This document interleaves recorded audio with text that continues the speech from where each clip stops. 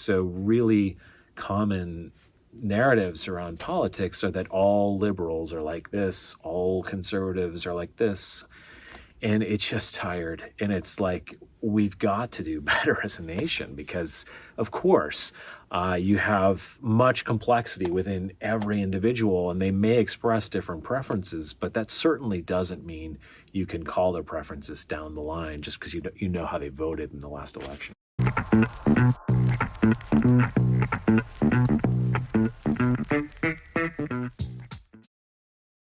So we're going to talk about one of the main problems that we face in our society, which is stereotyping. It's these inferences that come to mind and often are given voice, and they tend to offend people. And I think a good introduction to this concept is stereotyping is very much born out of lack of experience. And the brain is always trying to make sense of people or situations, and stereotyping is that shortcut where we've only sampled a little bit. We only have a little bit of experience with certain people or certain customs perhaps, and so we make a klutzy inference just based on an underinformed mind, and that inference can become offensive. And when we double down on those sort of naive inferences, or make too grandiose a generalization, particularly about other people, we get ourselves into a lot of trouble. This is the major impediment to having successful dialogue, especially with those who disagree with us about some sort of topic, policy, dispute, mainly because we don't think about the other person in the most charitable terms at times. We don't think of them as being fully equipped like ourselves. To put it kindly, we think we're not playing with a full deck sometimes, right?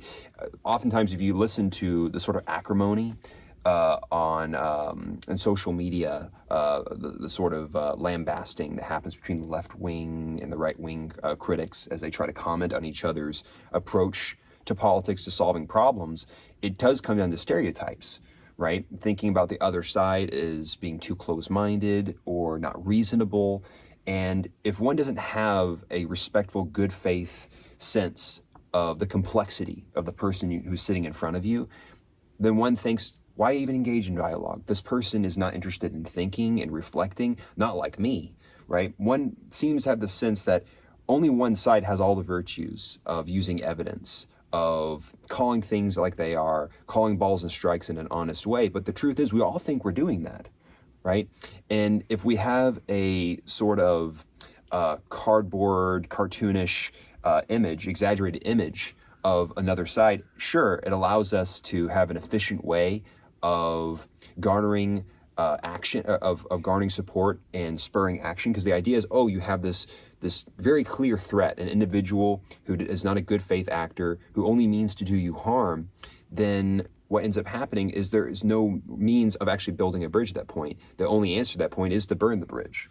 Right, and it's rushing to judgment is really the issue here. I'll talk a little about why this is such a problem in our politics, and I think it may stem from, a lot of politicians are lawyers, and in law there is a lot of profiling that comes about from stereotypes. So imagine you're selecting a jury, you're going through jury selection, and this is going to be a reckless driving case with a young man who's the accused. A lot of lawyers will immediately begin to weed out the older adults because there is this stereotype that older adults dislike young whippersnapper drivers, and there's a generation gap, and this really does happen, and it's extended into political strategy. So unfortunately, in our two-party system, the parties do a lot of stereotyping because there is the Hispanic vote, for example. We're going for the Hispanic vote.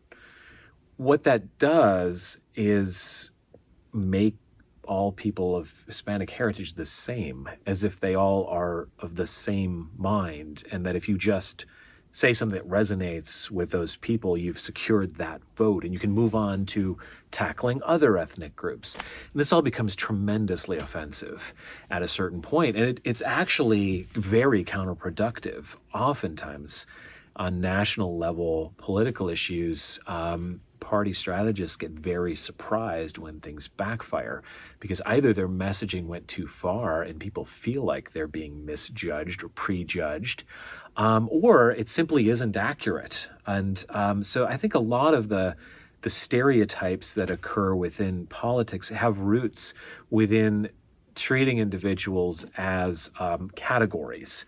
And whenever you do that, that is the definition of stereotyping. And it's particularly offensive with other individuals because you're not appreciating them for the unique person they are. And I think we can all strive to do better in that regard.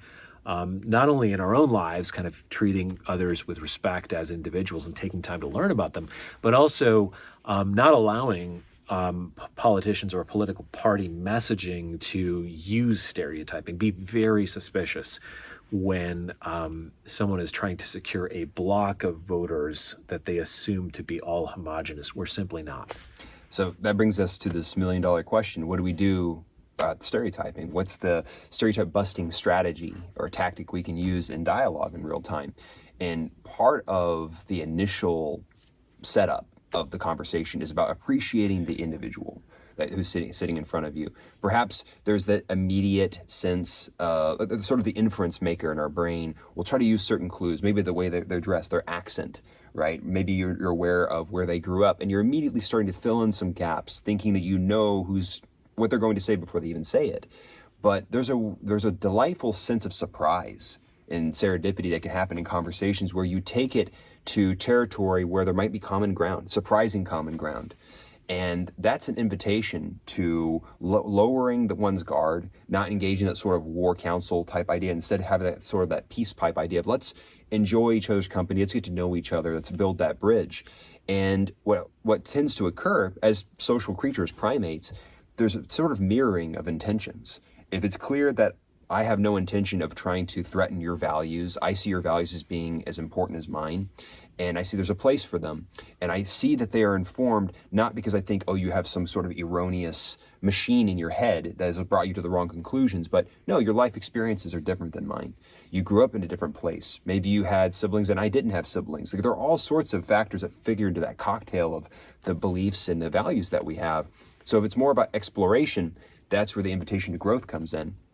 And like dominoes falling down, like pins falling down from a well-placed bowling ball strike, all those different facets of the stereotype start to fall away as you realize, oh, this person is nothing like what I expected. And that's one of the great outcomes that can occur in a conversation. And then you start to be a little more open-minded about why they would come to the conclusions they come to.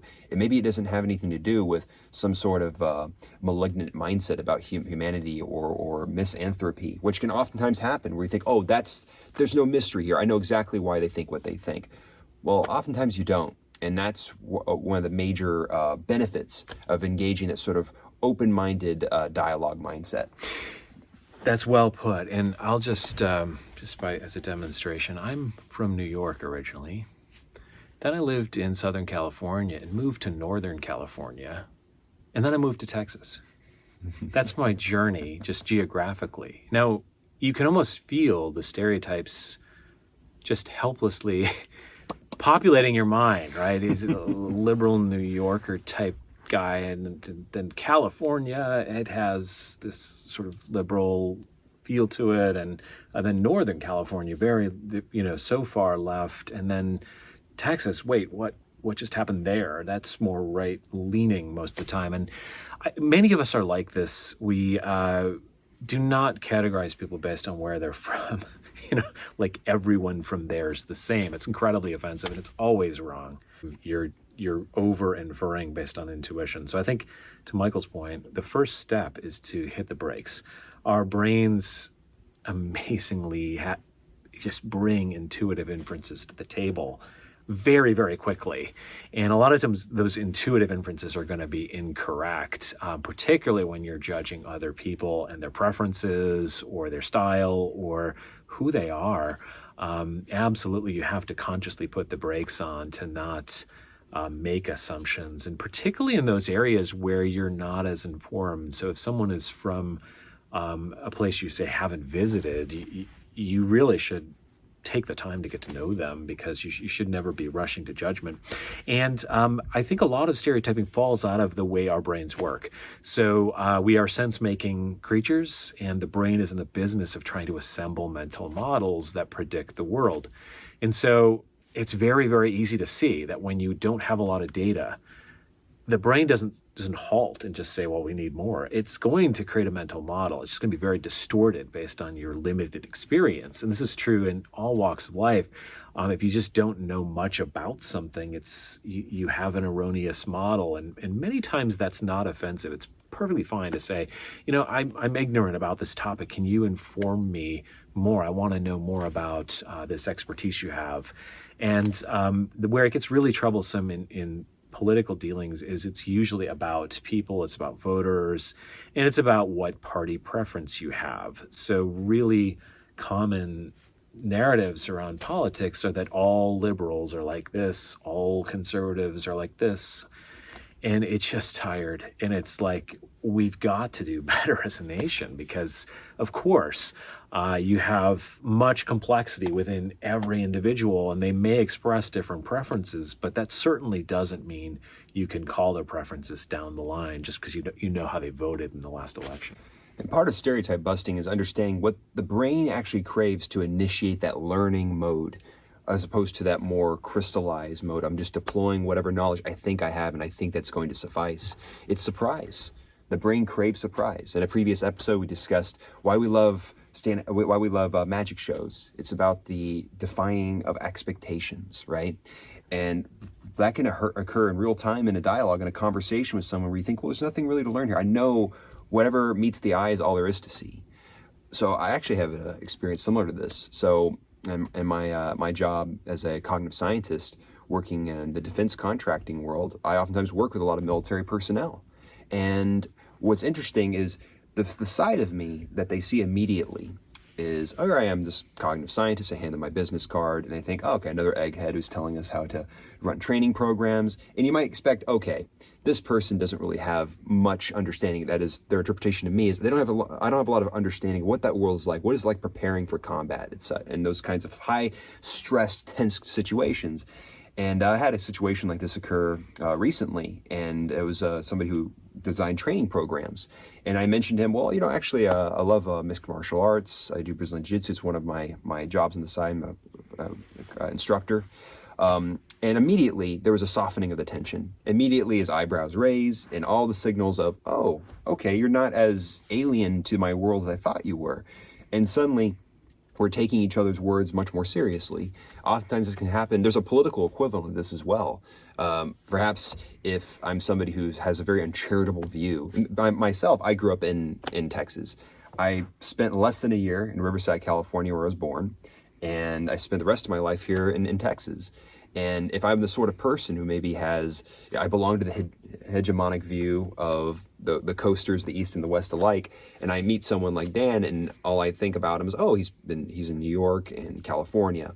But then as soon as I hear about his life here in Texas and the influences that undoubtedly that's had on his life, his outlook on things, then suddenly I realize, oh, this is somebody who has a very interesting narrative structure to their life. And a lot of people, especially the ease with which traveling can occur in the 21st century, many of us have a life that's not so monochromatic or monotonous, where they've only lived their life in a small, domicile, bucolic setting out on the prairie, and they've never seen anything in the world. That's not as common anymore. Many of us are cosmopolitan, and people can surprise you with the very interesting paradoxes and contradictions and how they run their lives as they try to reconcile the complexity of the world for themselves. And that's the excitement of learning about somebody's story. That's one of the great elements of conversation. That's one of the reasons to converse with people. It's so much fun to surprise people and get their reaction and be surprised. So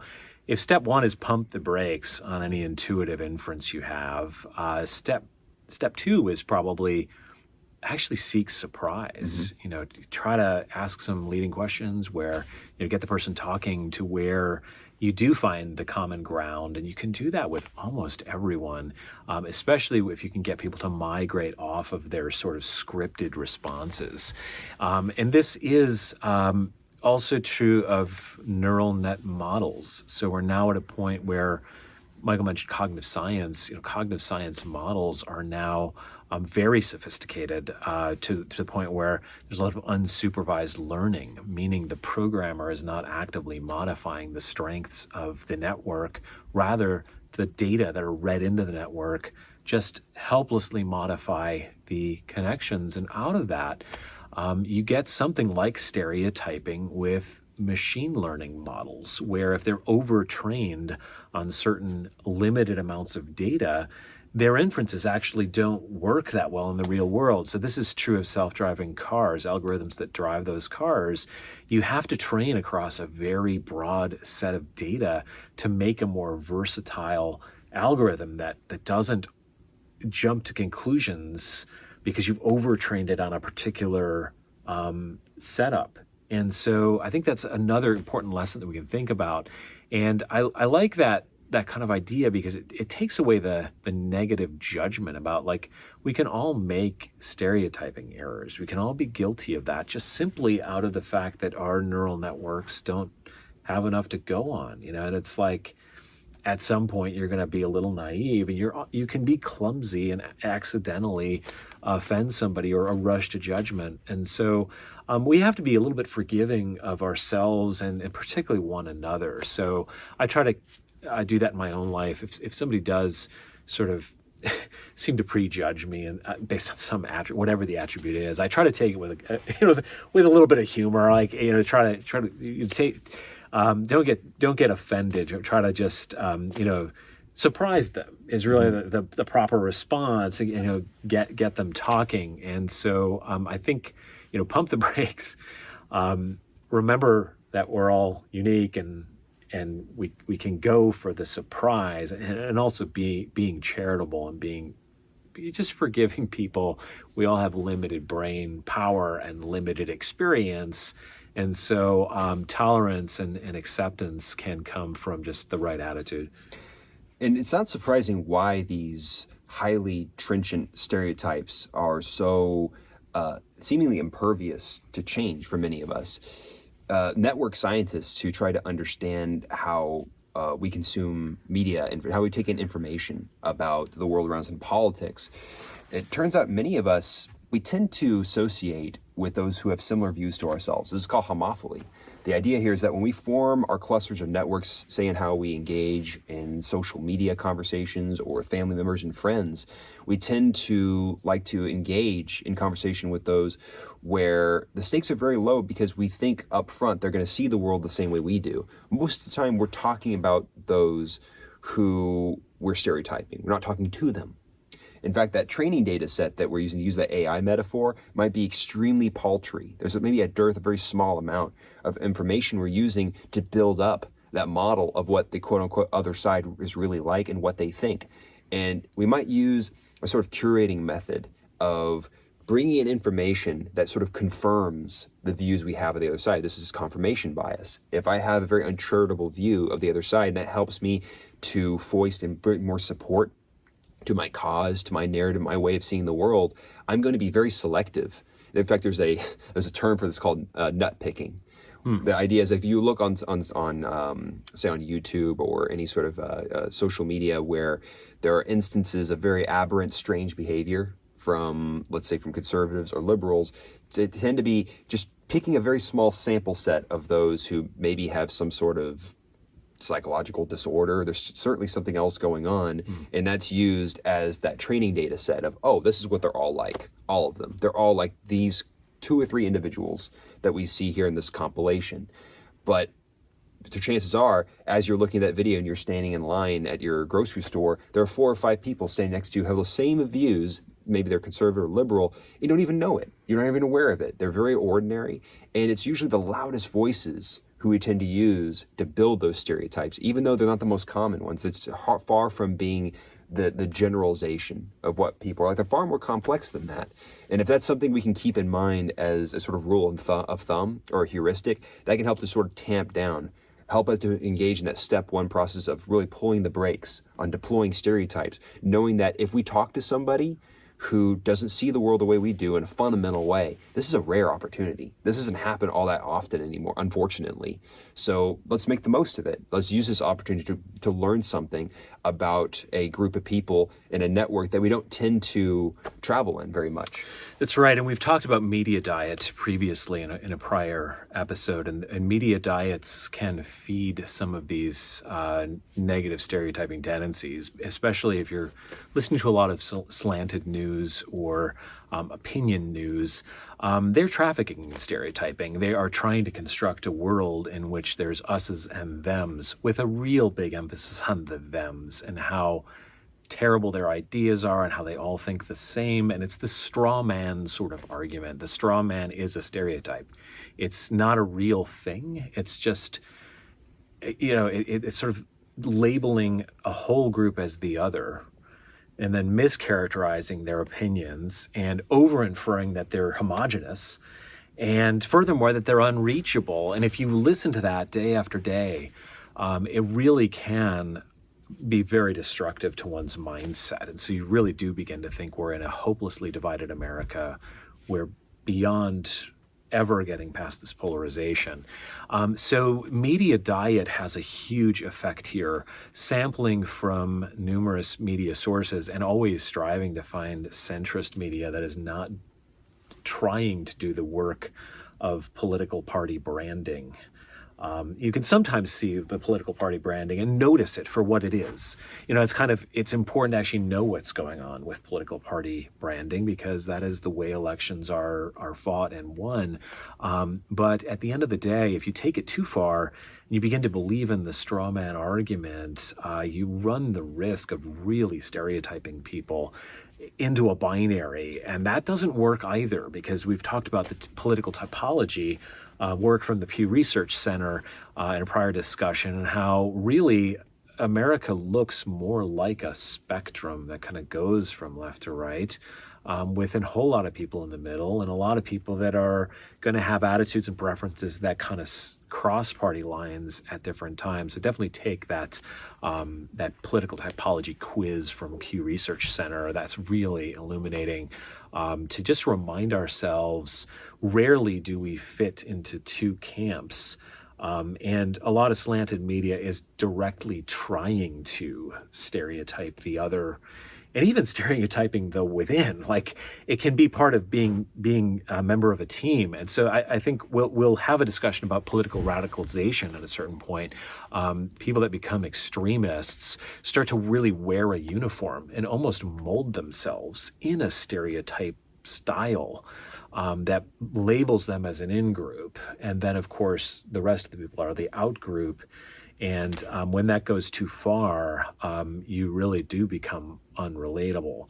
So there's lots of terrain here, but I think at the end of the day, stereotyping is just, it's a natural thing the brain does trying to make sense of the world, and it's a symptom of just not enough input data. The remedy is more input data, and in the form of political conversation in the U.S., we have to talk to more people and check our assumptions and seek to modify and learn, which is going to help us to not only get beyond stereotyping, but actually have more of a grasp on reality, so that our mental model aligns actually better with the complex nation that we are. Part of the metacognitive toolkit, that is the skills we use to think about our own mind, think about our thinking patterns, is, and this is part of our self-exploration, is to understand that the values that are most important to us, wherever they are, if they're more on the side of exploration, or if they're more on the side of conservation, all the values are important, right? Perhaps there are certain narratives and stories that resonate with me because they happen to activate and signal the values that are most prominent for me in how I run my life. But that third step, after you've pulled the brakes on one's own stereotyping and then engage in that process of exploration of the individual sitting in front of you in dialogue, the third is to signal one's respect for the other's values. Because really it goes, there's a sort of theory of mind game going on here, where just as I'm not only stereotyping the individual in front of me, they might be doing the same with me. They might assume I have a very hostile attitude towards them as soon as I know what stripes they're willing to fly for their political banner. But if I make it clear to them, say if I'm, for instance, sake of argument, if I'm aware, I've done that self-growth work, I'm aware of my own values, and I know that the person I'm sitting across from, let's say, has more of the values in the direction of security and tradition, I might want to make it clear to them that I can see why tradition is important. There is inherited wisdom in this world. Why do we have libraries? We consult them for the inherited wisdom of previous generations. They've seen a problem similar to the ones we're encountering in the world today, and it's worthy of respect. And the fact is, we're living in a perilous world with many threats. We want to have some sense of autonomy, control, and protection over our property, over our families. Just taking that moment to make it clear to that person, say if we're talking about gun control, and maybe I'm more so in favor of gun control measures and they're not, if I'm making it clear that I can see the world from their point of view, even if I can make it clear that maybe I don't really see the same conclusion policy-wise, but I can still see why there'd be a difference in opinion on the issue, then there's more of a likelihood, again, as social creatures, there's more of a likelihood of a mirroring. Right? The goal shouldn't be to change someone's mind in the sense of, I want you to hold my opinions. I want to basically have a sort of carbon copy of the belief system of my brain and just transfer it to their skull. That's not realistic. But what can happen is perhaps I'm changing their perception of the way I see the world, of the kind of person I am, with there being more mutual respect and more of a likelihood to have the cross currents of communication between the left and the right, between conservatives and liberals, realizing that it is worthwhile, that there is much more complexity and sophistication in our beliefs and perceptions of the world when you actually find that you're integrating some perceptions of the world that are not quite of your own because they're tuned by a different value set. That's right. And one of the other areas scientifically that's interesting with stereotyping, and one of the clues that you're using intuition, is that we tend to neglect base rates. So I'm reminded of the work of Daniel Kahneman, the great psychologist who had a lot to say about behavioral economics. And he would give an example in one of his experiments of Philip is a meek and tidy soul who likes books and is detail-oriented. And he would ask people, is Philip more likely to be a librarian or a farmer? And they would almost always say librarian. And what they're doing, there are many, many more farmers, at least at that time when that experiment was run in a prior decade, there were many more farmers than librarians. And it's just like all the base rate of, it's so much more probable he's actually a farmer just based on the numbers. It's amazing how those sort of stereotype clues, the meek and tidy soul, the liking of detail, can override the probabilities. So another strategy we can use is to think about probabilities as well, that we don't want to overinterpret just based on a sample of one or a sample of very few people. Our brains will tend to accept a very limited amount of experience and a limited amount of data and make a general inference. It's just a limitation of the biological hardware we operate with. It takes a lot of work to overcome that. But you can think in terms of probabilities and numbers. And this is especially important when you start to characterize sort of the other group, whoever's opposed from you. Just remember that may not be as many people as you think, and there's probably fewer of the straw man stereotype that you think you're opposed to than you realize, just based on the numbers and just the complexity of America. You know, we're a tremendously diverse and interesting nation with all manner of backgrounds and regional experiences. As Michael mentioned, we often tour the country, don't live in one state always, or sometimes we live in one state but different areas, and just really appreciating that we want to take the time to get to know the individual, and that our brains do have this shortcut ability, and we should always be a little suspicious of our intuitions for that reason. Yes, and I think a good way of signing off on this discussion here is to acknowledge that there probably is a few audience members who are thinking to themselves, all right, look, in my case, it's not a specific group of people, conservatives, liberals, left, right, that I have in mind. I have a specific individual in my family, in my life, who I have in mind. And trust me, Dan and Michael, you don't know what you're talking about, because this person cannot be reasoned with. They are so trapped in their world of only bringing in one source of information, and I cannot talk to them despite all of my efforts, and I don't know how to get through to them. In fact, some of us might be worried about that individual, thinking that they're squandering their talents, or maybe they're bringing a lot of emotional harm into their life, or in their children's life, or their siblings' lives. And that brings us to that discussion of extremism. That's when one's stereotyping goes to that level of basically reaching that terminal point of they're incapable of even starting a conversation with those who even seem to have that just scintilla of difference in their opinion. And that's what we're going to do a deep dive into, is a discussion of political extremism, conspiratorial styles of thinking in politics, and polarization. And first description, try to understand where it comes from. And perhaps there's some aspects of what gives rise to extremism that could be surprising to our audience. Sometimes the causes of it are a little more complex than we might realize. And of course, the question is, what do we do about it? What are some approaches or ways of mitigating harms that come from that pattern of thinking in our lives? So we're very grateful for your time and attention and hearing our discussion. We hope you learn as much as we have discussing stereotyping, what to do about it. That's right. And we'll also be talking about topics like filter bubbles in news and echo chambers that can also feed stereotyping and extremism in future conversations. Absolutely. Thank you for listening to this episode of Productive Politics. Feel free to leave a comment below, or I should say, subscribe in order to receive updates on new content that drops from our channel.